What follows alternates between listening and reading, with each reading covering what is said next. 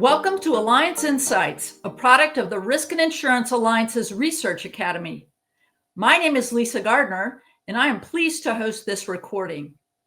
Today's session is about creating a values-focused sales culture and features Tyler Jensen. Tyler holds the CIC and CPRM designations, is a nationally recognized business strategist, keynote speaker, and founder of the Top Performance Group, helping sales professionals overcome complacency and achieve top performance. Tyler was named KSL 5 Utah's 2025 Industry Leader for Business Coaching and Insurance Business Magazine's 2024 Rising Star. Welcome, Tyler. Lisa, thank you so much for having me. I am so excited. We're delighted to have you join us, Tyler. Excellent. Here I was sitting in my office. And ding, I get an email. Good afternoon, Tyler. A few key items about our upcoming conference. We have allotted 15 minutes for the purpose of sharing wins and challenges regionally so we can better support each other. Specific topics to include: what role do you play with the manager? We've created a new position. How are their processes working with yours? Are there any challenges you need support? We look forward to having you at the upcoming conference. This was the email I got, and I was so excited that the company was asking for feedback. I love companies that ask for feedback.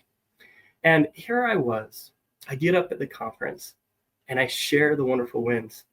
And then I shared feedback on the new position, insights I had gained from being out in the field, and also the challenges I was facing with the processes and procedures. And then after, I received multiple texts and emails from those in attendance thanking me for honest feedback.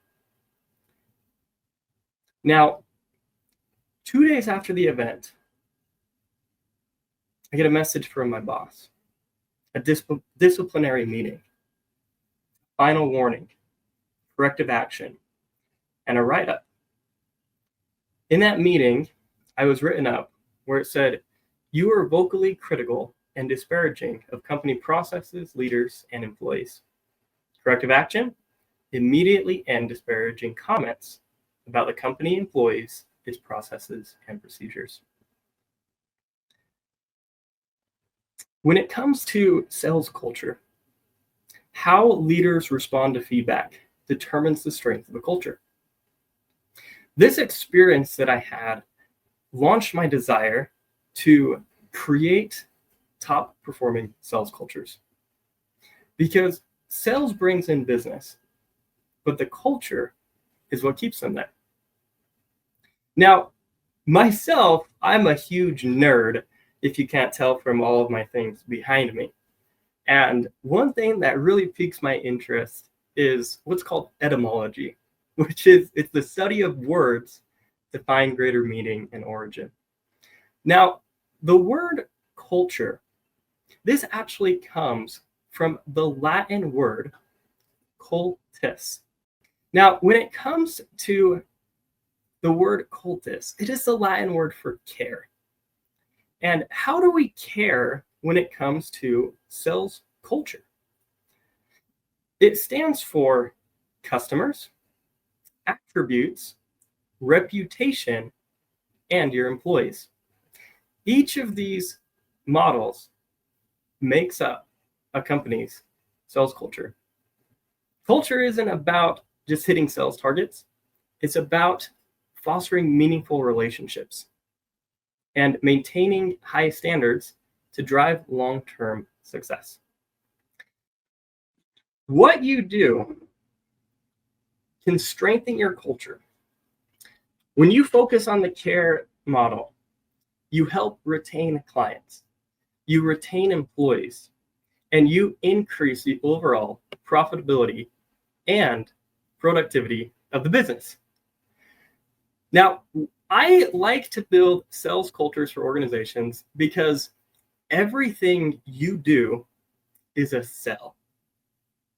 And the reason I say everything you do is a sell is because you are either adding to or taking away from the culture. This is a visual of what this looks like. Now, For time's sake, in today's presentation, I only have time to go over the first model, which is customers. And so we're going to deep dive on our customers, and I'm going to give you actionable ways that you can separate yourself from every other insurance agent, pull yourself out of that price competition, and truly have value-based sales. Now, this little visual here is a visual representation of how this process works.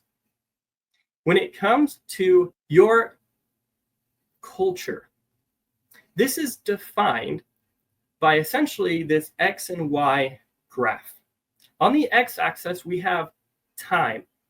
Now, on the Y-axis, we have what's called value. Now, when customers have positive experiences with a company, this is essentially deepening their relationship. When customers feel valued and understood, they're more likely to build lasting relationships with your business.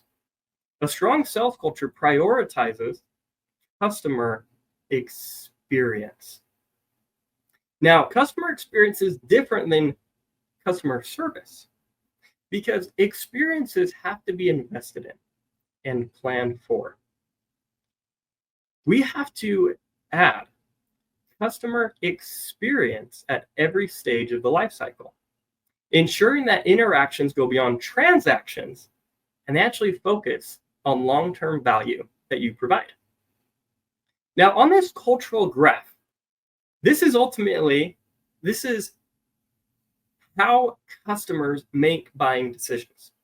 So that green line you see is what we call an internal purchase line. This is the decision line that makes up the decision-making process of an individual.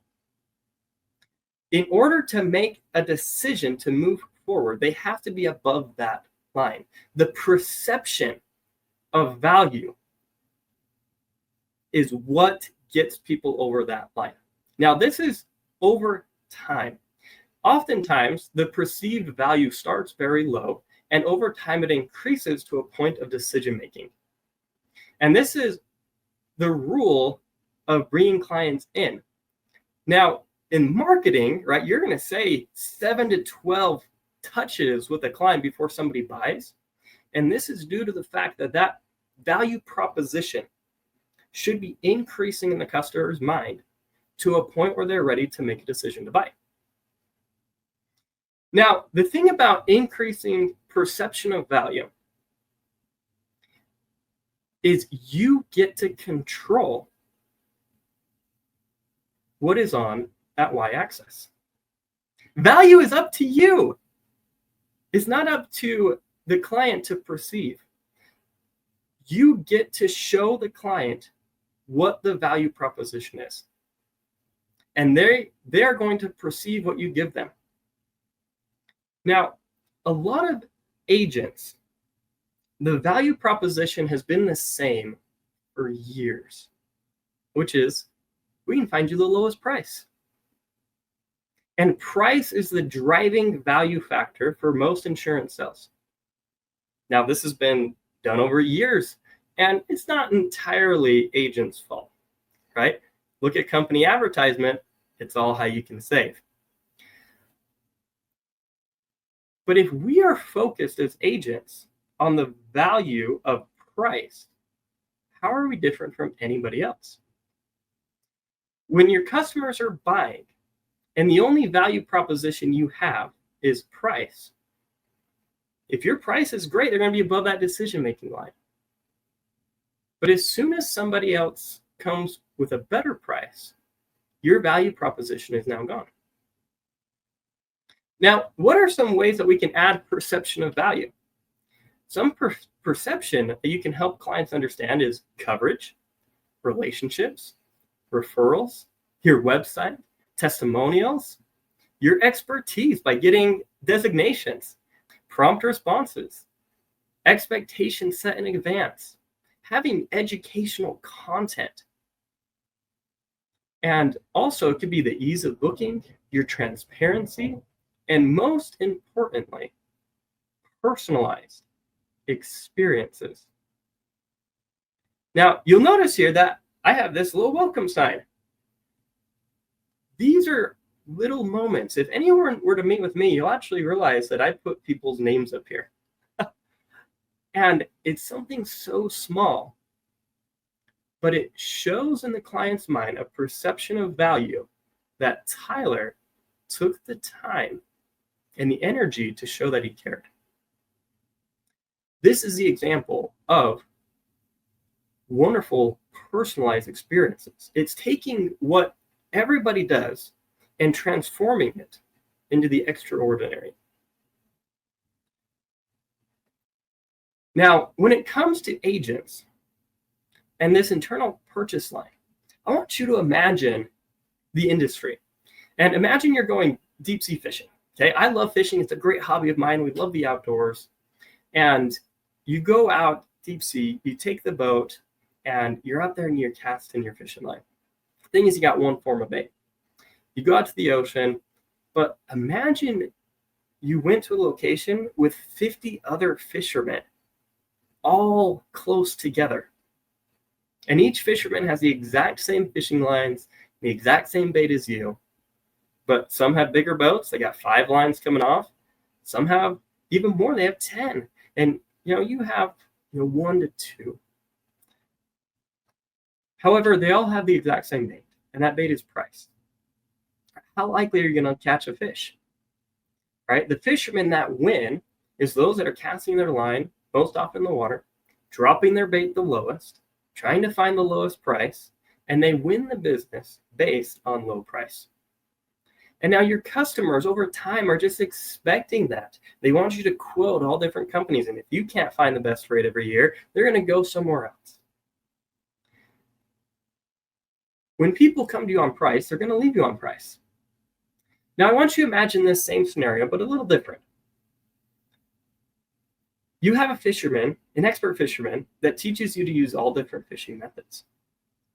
And now you start using nets. You start using heavy-duty rigs, green sticks, and different type of bait because you understand exactly the fish you want to target.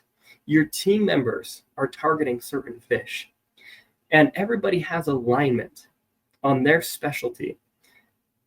And they now target and they perceive value based on what fish they're after.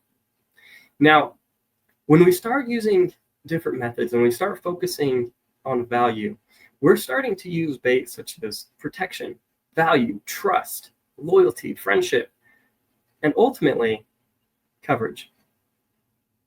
When you sell on value and customer experiences, you start differentiating yourself from the price competition. Now, I want to discuss briefly with you, a sales process that we teach our clients within sales for the home and auto insurance industry. This process is ultimately called the insurer risk process. We use little folders that look just like this to help guide our clients in a conversation of true risk management, moving you out of price-focused sales into value, trust, and protection-based sales. So the first coverage, really, I just want to solidify, and I always do this with every agent. When I used to train agents, we would always start with understanding ultimately what it is you're selling. Because when we have that bedrock, now all of a sudden, we can now understand how these coverages are in place to protect people. So the first coverage ultimately is the bread and butter of insurance. It's what every client is paying for every single month when it comes to their insurance bill. Yet hardly any client can tell you what it is, and most importantly, what it does. And that is liability coverage. Now, my wife and I, we love reading with our kids. And in our neighborhood, there's always a summer reading program at the library where you get to go read different books, different genres, different activities with the library with your kids. And one of the activities was try to stump a librarian. And so I had the perfect question for her. I asked her, when it comes to your insurance coverage, what do the 3 liability limits stand for?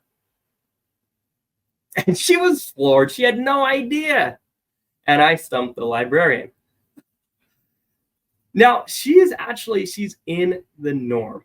A large majority of clients cannot tell you what these limits do. And to me, that hurts, because to me, it's a sign that agents are putting emphasis on price instead of coverage. Liability coverage is what protects individuals in the event they are sued for an auto accident. Now, on an auto insurance policy, the liability limits is the most the insurance company will pay in the event that your client causes an accident. And when it comes to these coverages, typically they're going to be split up into these 3 limits, which is that 50,000, 100,000, 50,000. This is the most common coverage that I see when I audit a lot of offices. Now, these stand for bodily injury per person, bodily injury per occurrence, if multiple people are involved, and property damage, which is that last number. Now, these break down into general damages, special damages for the bodily injury, and then we also have personal property and loss of use on that property damage side. Now, not going to go too much in detail on those coverages, but we need to understand these 3 limits in order for us to understand how a client can transfer risk to an insurance company. Now, we also need to understand what is at risk when liability limits become exhausted, and what clients stand to lose in the event of a lawsuit against them. Because when it comes to selling, we are adapt to loss aversion more than desire for gain. When we come with this framework, individuals, the number one reason people making a buying decision is to increase their relative condition. They have to perceive the value that they're going to be better off from making a purchase. Now, oftentimes with insurance sales, they're viewing themselves being better off by getting a lower price, not by being better protected and avoiding a large loss. So this loss aversion is important to understand. Now, let me give you a quick story to help us illustrate the need of insurance. Okay. When I was an agent, there was a professor at a university, and he was simply driving to work to his morning class. He was making a left-hand turn onto campus, and the sun was just peeking over the horizon. Now, it was difficult for our client to see. He made that left-hand turn, crashed into a student on a motorcycle. That student in that motorcycle got pinned under the vehicle. Motorcycle caught fire. And about 10 students came over. They lifted the car, pulled him out, actually saved his life. Now, he was unconscious, and that student suffered substantial injuries. He had 3rd-degree burns. He had cognitive problems. He was in the hospital for months. He had issues with smoke inhalation, which caused some mental damage as well. Now, after all that was said, our client was sued for $960,000. $960,000 lawsuit. How would that pay out if we were insuring somebody with that $50,000 limit? This is exactly how those coverages would work. Ultimately, there was a $960,000 claim, leaving potential lawsuit of $910,000. So now most people at this point, they ask, okay, what do I stand to lose when claims go over that? And this is the reason that we see so many personal injury attorneys. Their billboards, their TV ads, TV ads. Their job is to sue individuals for liable damages when you do not have proper coverage in place. Now, an attorney is usually going to look at three things. The first, they're going to look at your income. Second, the equity. And third, your non-qualified retirement accounts. So this first asset, okay, this is your income. So depending on the state of which you issue business, every state has different wage garnishment laws. So I would invite you to look up your state's wage garnishment laws when claims go into litigation. Now, most states, I would say most states, they can place up to a 25% garnishment of your wages until the debt is paid. That is a huge number. Now, the average wage garnishment, I got these numbers by interviewing personal injury attorneys in Utah. And it came to the determination between all those interviews I did that the average wage garnishment for a lawsuit in liquidation lasts 20 years. Now, these can go up to 25%. I had a client when I owned an agency that switched over to us. Him and his wife were in a 5-year, 10% wage garnishment. And when I mentioned higher coverage, they were floored. They had no idea that higher coverage even existed, and this lawsuit they were in could have been avoided.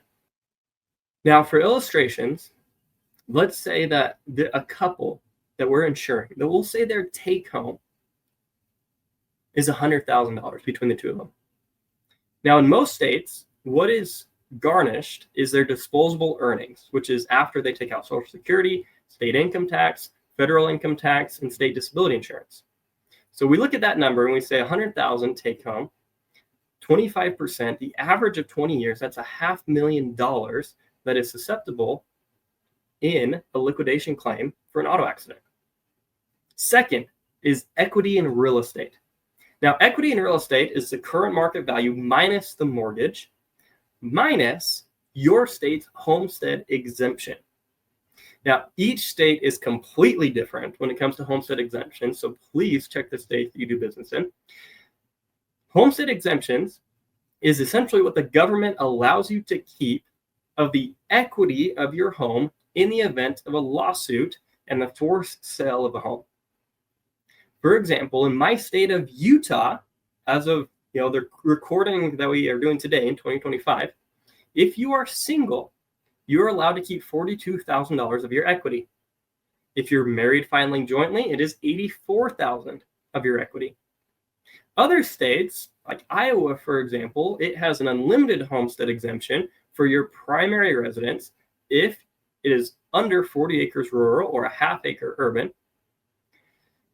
Now, each state is different, okay? Oftentimes, in most states, it's for your primary residence only, and seasonal or rental properties don't have a homestead exemption.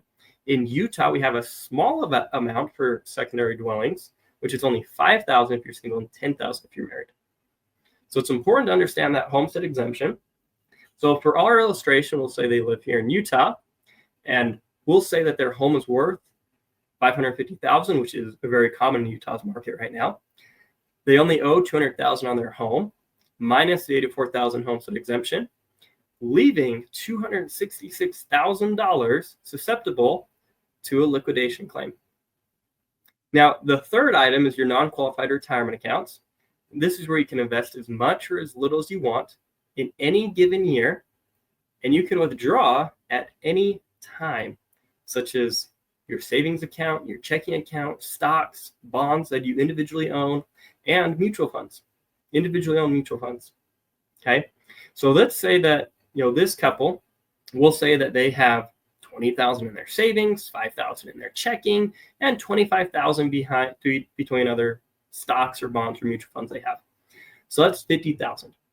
So based on this hypothetical client's current assets, their current policy of only $50,000 is leaving them susceptible to a $766,000 lawsuit.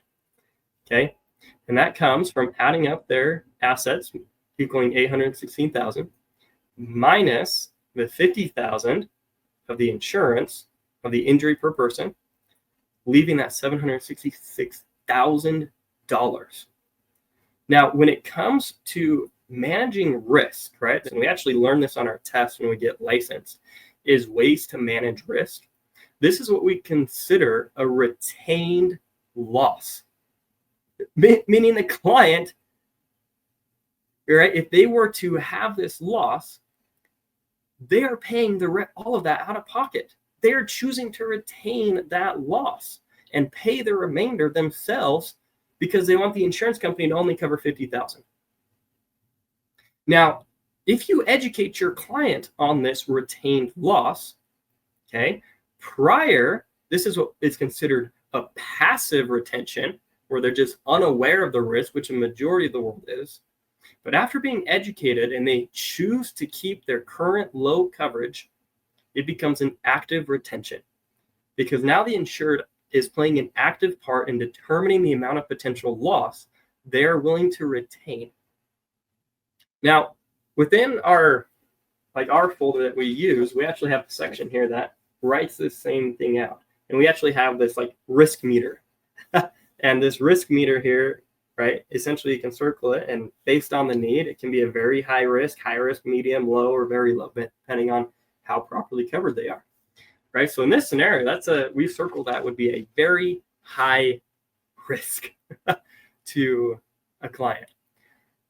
Now, as part of insurance, right, the reason we have insurance is what we call transfer. We want to transfer risk to insurance companies. That's why within our course, we call our course Insure a Risk, because we want you to insure a risk. That's the Insure Risk folder. We help clients insure risk, and we do appointments in person, and we have this conversation to be actual risk managers, right? That's what I actually love about the Alliance is, the personal risk manager, right? And the risk manager certification, because you become that. You have these conversations with clients to pull yourself out of price, to provide protection that truly matters and helps people transfer risk. Ultimately, this is a lot of knowledge for agents, okay? And I don't expect you to teach all of that to a client, but you have to teach so simply so they understand. So let me give you a few pointers on how you can actually teach this simply to a client, okay? So this is usually what I would say in an appointment. This is kind of the script that we utilize. Hey, within the appointment, we've kind of discovered all of their risks. We discovered the equity of their home. We discovered your income. We discovered retirement accounts. I know that information already, okay? And now I come to the point where I say, hey, next we're going to talk about your home and auto policy. And I want to start by helping you understand what it is you're paying every single month for when it comes to your insurance. And at the end of the day, I want to protect you from a lawsuit. So if you were to cause an accident, that's what I want to protect you from. And the most important thing that you're paying for every month when it comes to insurance is called liability limits. And they use the word limit because it's what your insurance company will pay. That's the max. It's the limit your insurance company will pay if you cause an accident. And then I share the current limits the client has. I'll say, hey, currently you have 50,000, 100,000, 50,000, and these stand for one bodily injury, which bodily injury is essentially simplified. Medical bills, lost wages, you change somebody's lifestyle, pain and suffering that results that you cause an accident. Okay. And then we also have what's called property damage. This is the vehicles that you hit, a telephone pole, maybe you run into a building. And then it also covers the loss of use of those items. So if you damage somebody's car, the loss of use is you provide them a rental car. We have to pay for that loss of use as well. Now, let me give you a story to help explain these. Okay. And now I actually share a similar story that I just shared with you. And depending on the client, I have a repertoire of stories being in this industry for so long and actually working with hundreds and hundreds of agents across the US. I get to hear a lot of people's stories. So I always like to, for a better term, customize it to the client based on, what is similar to them. Now, after the story, I simply say, hey, if that were to happen to you, this is ultimately how everything would pan out, right? Your liability damage was $960,000. Your insurance would only cover you $50,000. leaving a potential lawsuit of $910,000. Okay, and this is the reason you see personal injury billboards and TV ads, and then I'll name a few that they're going to know based on the state that's popular in that state. And their job is to sue you if you cause an accident and you don't have proper coverage. So what assets, you may ask, do I need to protect? And they're going to look at three things. They're going to look at your income. Okay, in our state, they can place a 25% wage garnishment. The average is 20 years. Second is the equity in your home, your real estate. So, you've said your home is worth this amount. You only have this amount left. In Utah, right, you get to keep 84,000 of that, but 266,000 is susceptible. And then your non-qualified accounts, which I asked you about, you have that 50,000 that we discovered. So based on your assets, your insurance company is leaving you susceptible to a $766,000 lawsuit. How does that make you feel? And I say that in kind of a curious tone. Curiosity is a good tone of voice when you want a client to think. And then you follow up with, are you comfortable with your current risk? As if you're almost like concerned. And then this is the bread and butter. This is something that you can use, and it pulls you completely out of the price competition. Okay. And I follow up with this question before I even show them a quote or any numbers. I say, hey, let me ask you a simple question. Would it be a ridiculous idea to spend more on insurance than what you're currently paying to protect everything you've built? Now, this question is so important. You can use it because it pulls you out of the price competitions and it puts emphasis on value. All right, let me ask you a question. Would it be a ridiculous idea to spend more on insurance than what you're currently paying to protect everything you've built? This question is a filter to see if you are now free to quote them, and actually, if they understand the need for coverage, they're optimistic about what you shared with them, and they trust the knowledge you gave them. This is a great subtle close. And if they reject and they say, I'm not willing to pay more, now it's your opportunity to reconsider that client. Because if they are solely price focused, oftentimes they're going to be a harder client. But if they understand coverage, and if they understand what you just shared with them, you're going to get money off the table. With this question, it is easy to sell policies that are $1,500, $2,000, $3,000 more than what they're currently paying, because you are the one educating, providing incredible value, huge perception of value. And now you are providing them a solution, because people have a fear of loss more than the desire for gain. Yeah, they want to gain a few dollars. That was their initial thing. But they have a bigger need to avoid risk. Now, you'll also notice that question is asked in what we call a no-oriented question. Would it be out of the question? Would it be a ridiculous idea? Are you opposed to these questions? If you can put that phrase in front of your normal yes questions, turn them into no questions, because in sales, people like their autonomy. They like to be able to retain their autonomy. Saying no gives them authority and autonomy and power. But in reality, it is a yes, because you're going for a no. So those are incredible little secrets that have exceptional success to your sales culture. Now, to close, you may be thinking at this point, wow, I've learned a lot. I learned the CARE method and the importance of value-focused sales and how we control the perception of value that help clients with that internal decision-making. We learned that people buy to increase their relative condition and the importance of being a fisherman that doesn't focus on price. And we learned the value of liability coverage, how we transfer that risk to the insurance company, protect clients from a lawsuit, understand their lawsuit assets, and also some important tips to pull you out of the price conversation with no-oriented questions and some sales questions that transition you into the close. Now, you probably are wondering at this point, what comes next? And I want to just share with you what we do at the Top Performance Group. This is just a brief overview that you can see on the screen here of our roadmap. This is the 4 pillars of top performance that we get to help business owners implement into their agency, and I love doing it. And we truly help businesses have exponential results. I've taken agents who have been 20 years in the business, no recognition, to being the #1 agent in their state in just a matter of months. This is the power that comes from this roadmap.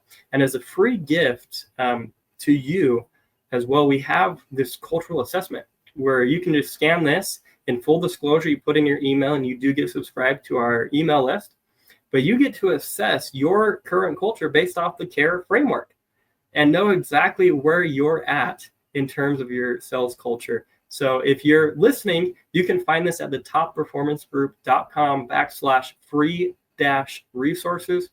You can find it on there and take this free assessment. Now, to close, I want to bring Lisa back on stage to help me with a little magic trick. Because from what we can learn from this CARE method is you have to help a client perceive value. Now, Lisa, when it comes to this perception, I need you to imagine for me, Lisa, an entire deck of cards laid out in front of you. Now, I want you to choose any card in the deck. And I want you to flip that card over. So it's the only one upside down in the entire deck. Square up that deck in your mind. Put it back in the box. Lisa, what card did you choose? Ace of Spades. The Ace of Spades. Okay, Lisa, this box has been sitting here this entire presentation. Okay?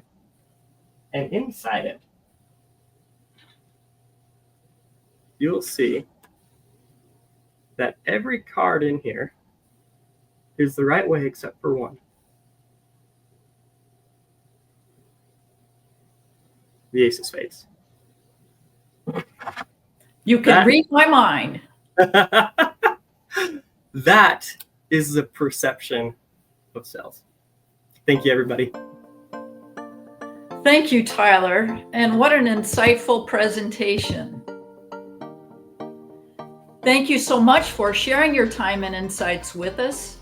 And thanks to those of you who are watching this video or listening to the podcast.